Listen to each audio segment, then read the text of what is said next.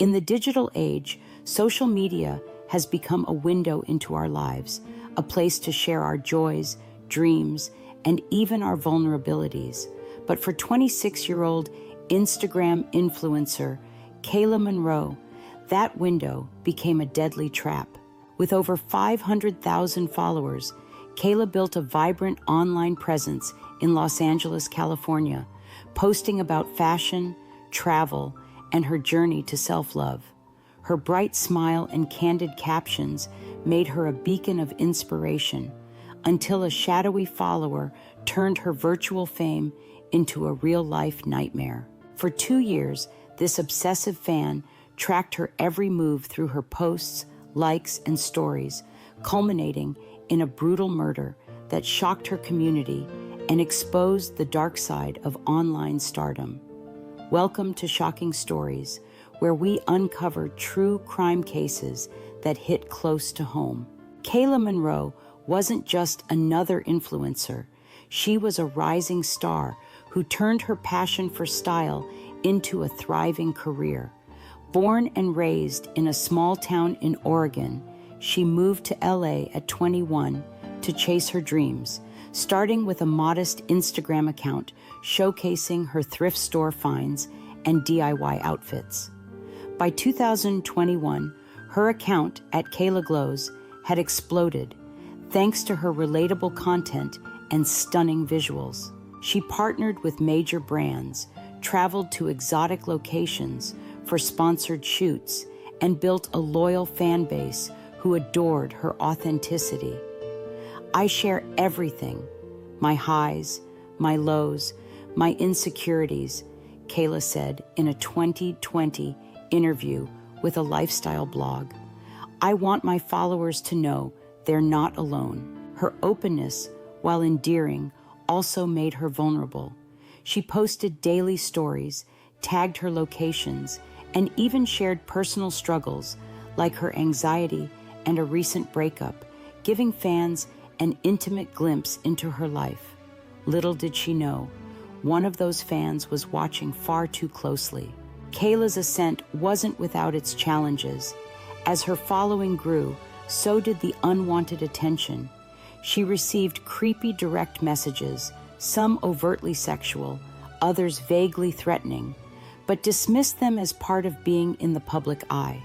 She'd block the accounts, only for new ones to pop up with similar messages.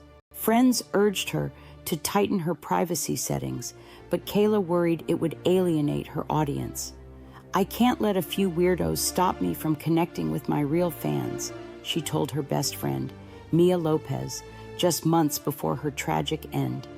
Mia later told police that Kayla had noticed a particular username, TrueKaylaFan22, commenting obsessively on every post, often referencing personal details she hadn't shared publicly. "It crept her out, but she thought it was just some lonely guy," Mia recalled. She had no idea how dangerous he was. On the night of October 3rd, 2023, Kayla's world came crashing down.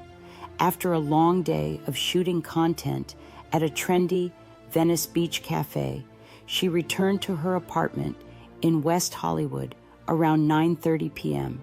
She posted a quick Instagram story, a selfie with the caption, "Exhausted but grateful, night fam," tagging her location as Home Sweet Home. It was a routine post, one of thousands she'd shared over the years. But for someone watching, it was the final piece of a deadly puzzle. At 11:47 p.m., neighbors heard a scream from Kayla's apartment, followed by a loud thud. One neighbor, James Carter, called 911, reporting what sounded like a struggle. When police arrived just 12 minutes later, they found Kayla lifeless on her living room floor, a single gunshot wound to her chest. Her phone, still open to Instagram, lay beside her, smeared with blood. There were no signs of forced entry, suggesting she knew her attacker or had let them in willingly. The scene was eerily quiet, save for the faint hum of LA traffic outside her window. Detective Lauren Hayes, a seasoned investigator with the LAPD's Homicide Division, took charge of the case. From the start, she knew Kayla's online presence would be key. Influencers live their lives publicly, Hayes later explained in a press conference. That makes them targets in ways most people can't imagine. Every post, every story is a breadcrumb for someone with bad intentions. The crime scene offered few immediate clues. No fingerprints other than Kayla's, no security footage from her building's outdated system, and no witnesses who saw anyone enter or leave. But Kayla's phone, once unlocked by digital forensics, revealed a chilling history of harassment. Over 300 messages from True Kayla Fan 22 spanned 2 years, starting with innocent compliments like, "You're my inspiration," and escalating to disturbing declarations, "I know where you are. We're meant to be together." The account had been blocked multiple times, only to reappear under slight variations like True Kayla Fan 23 and Kayla My Soul 22. Each message was a snapshot of obsession, referencing specific posts, locations, and even outfits Kayla wore in unshared moments, as if the sender had been watching her in person. Hayes' team traced the IP addresses linked to the accounts, finding they originated from various public Wi-Fi spots across LA, coffee shops, libraries, and fast food joints, indicating the stalker was careful to cover their tracks. But a deeper dive into Kayla's follower interactions revealed a pattern. True Kayla Fan 22 often liked and commented within seconds of her posts, suggesting constant monitoring. The team also found geo-tagged photos Kayla had shared over the years, mapping out her favorite hangouts, gym, and even her apartment complex, all of which had been liked or commented on by the suspect account. This wasn't just online stalking, Hayes noted. This person had physically followed her, using her posts as a guide. They knew her life better than some of her closest friends. The investigation zeroed in on identifying True Kayla Fan 22. Cybercrime experts worked tirelessly to unmask the account, cross-referencing login times with surveillance footage from the public Wi-Fi locations. A breakthrough came when a Starbucks camera near Kayla's gym captured a man in his late 30s hunched over a laptop at the exact time a threatening message was sent. The grainy footage wasn't clear enough for facial recognition, but it showed a distinctive tattoo of a skull on his left forearm. Hayes released the image to the public, asking for tips. And within 48 hours, a former co-worker of Kayla's came forward. "I think I know that guy," said Tara Bennett, who had collaborated with Kayla on a brand shoot a year prior. "His name's Ethan Reed. He was a freelance photographer who worked with us once. He kept asking about Kayla after the job, wanting her number, saying he was her biggest fan. I saw that tattoo on his arm. It crept me out, so I told him to back off." Ethan Reed, 38, became the prime suspect. Records showed he had a history of harassment complaints, though none had led to charges.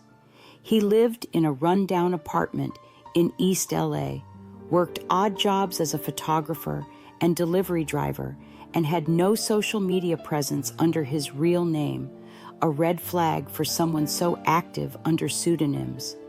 When police searched his apartment on October 7th, they found a shrine to Kayla, hundreds of printed photos, some taken from her Instagram, others clearly shot in secret. Kayla at her gym, walking her dog, even through her apartment window. A notebook detailed her daily routines, down to the times she typically posted stories. Most damning was a .38 caliber handgun hidden in a drawer, matching the caliber of the bullet that killed Kayla. Ballistics later confirmed it was the murder weapon, and Reed's fingerprints were all over it. During interrogation, Reed initially denied everything, claiming he was just a fan who admired Kayla from afar, but under pressure, his story crumbled. "She was mine," he snarled, slamming his fist on the table. "I watched her for 2 years, learned everything about her. She shared her life with me through her posts. That was an invitation, but she ignored me, blocked me, acted like I didn't exist. I had to make her see me." Reed admitted to following Kayla in person, using her geotags to track her movements, and waiting for the perfect moment to confront her. On the night of the murder, he said he knocked on her door, posing as a delivery driver, and when she let him in, he confessed his love.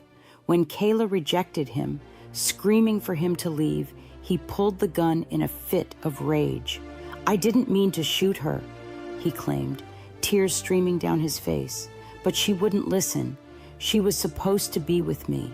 The trial of Ethan Reed began in March 2024 and gripped the nation, dubbed the Instagram Stalker case by the media. Prosecutors painted him as a calculating predator who used social media as a hunting ground, exploiting Kayla's openness to fuel his obsession. The defense argued diminished capacity, claiming Reed suffered from delusional disorder and believed Kayla had sent him secret messages through her posts. The jury wasn't swayed, convicting him of first-degree murder after just 3 hours of deliberation. Reed was sentenced to life without parole, his obsession with a digital fantasy costing Kayla her life. Kayla's death sent shockwaves through the influencer community, sparking debates about online safety and privacy. Her family launched the Kayla Monroe Foundation to educate content creators on protecting themselves from stalkers, advocating for stricter laws against cyberstalking. She shared her light with the world, her mother, Linda Monroe, said at a memorial. But that light drew darkness. We can't let this happen to anyone else. Kayla's last post, that exhausted but grateful selfie, remains on her Instagram as a haunting reminder of the cost of fame in the digital age. How much of your life do you share online? Could a follower be watching too closely? Share your thoughts and experiences in the comments. And if this story left you shaken, don't forget to like, subscribe, and share it with someone who needs to hear this cautionary tale. Stay tuned to Shocking Stories for more true crime that hits close to home, because in today's world, danger might be just a click away.